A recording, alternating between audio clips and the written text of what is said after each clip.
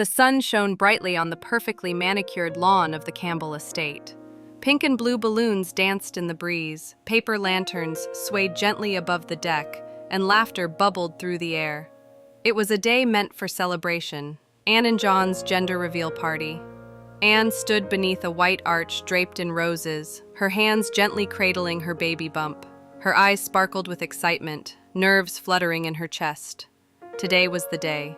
The moment she and John would finally learn whether they were having a boy or a girl. John stood by her side, a smile spread across his face.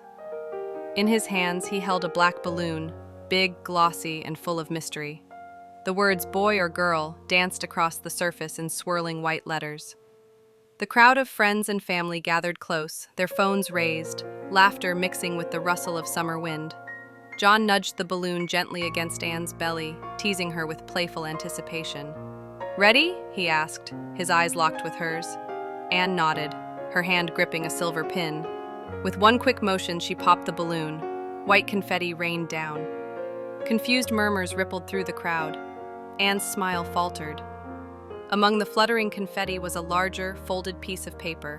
She reached for it with a trembling hand, heart pounding. She unfolded it slowly. 3 words, written in unmistakable handwriting. "I am infertile." Anne's voice caught in her throat as she read them aloud. What is this?" she asked, turning to John. "Is this some kind of joke?" Gasps filled the air. Cameras were lowered. Conversations died. John's smile disappeared.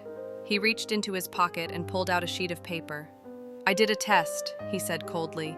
"I'm sterile. That baby? It's not mine." Anne stood frozen. The paper fluttered in her hands as if even it wanted to escape the moment. She blinked at the crowd, the heat of 100 stares falling on her. Her chest tightened. Her voice, once full of joy, was now barely a whisper. "John, this is insane. Why would you say this in front of everyone?" John's voice cut through the silence like a knife. "Because I'm done pretending. I won't be lied to or manipulated. You plan to pass off someone else's child as mine." The party fell into chaos, shocked murmurs, guests exchanging horrified glances, and the sound of Anne's mother sobbing somewhere in the background. John turned and stormed into the house. Anne's hand pressed against her belly as tears welled up in her eyes. Julie, Anne's best friend, rushed to her side, wrapping her arms protectively around her. "It's going to be okay," she whispered. But Anne couldn't breathe, couldn't speak. All she could feel was the shattering of everything she once believed true. Julie found John pacing near the back gate, anger radiating off him. "John, what the hell was that?" she demanded. "I just told the truth," he snapped. "Anne lied. She trapped me. She wanted my money." Julie's eyes widened. "That's what this is about? Money?" John glared. "I'm not going to raise someone else's kid." Julie took a step forward, fists clenched. "You hypocrite." He froze. "Excuse me? You talk about betrayal, but you forget what you did to me?" Her voice broke. "I'm pregnant, John. You're the father." His face went pale. Julie stared at him, breathing heavily. "I kept your secret for months, but I won't let you destroy Anne to save yourself." John stumbled back. You're lying." Julie's voice dropped, deadly calm. "Am I?" She turned and walked away, leaving him speechless. Back inside, Anne sat silently, her cheeks streaked with tears as John's parents confronted her. Mrs. Campbell's voice trembled. "Anne, you must understand this is difficult, but John showed us the results." Anne looked up, pain and defiance in her eyes. "Do you really think I'd lie about something like this?" Before they could respond, Julie stepped in. "She didn't lie," she said boldly. "But your son did."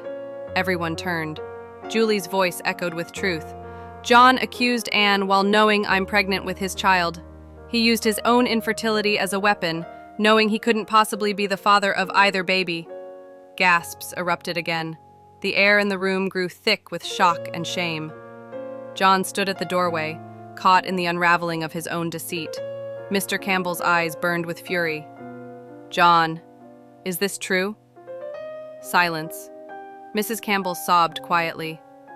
I didn't mean," John stammered. Mr. Campbell pointed toward the door. "Leave, now." John's face contorted in disbelief. "You're siding with them?" His father's words were ice. "We're siding with truth." John left without another word, the slam of the door echoing like the final chord of a funeral march. In the quiet that followed, Anne looked up at the Campbells. "I don't want to hold on to hate," she said softly. "But I need to protect my child." Mrs. Campbell took Anne's hand. "You have our full support. We were blind, but no more," Mr. Campbell added. "And Julie, too. That child is our grandchild, regardless of the circumstances." Julie's eyes filled with tears. Anne smiled faintly. "I found out today. It's a boy." A quiet gasp spread across the room.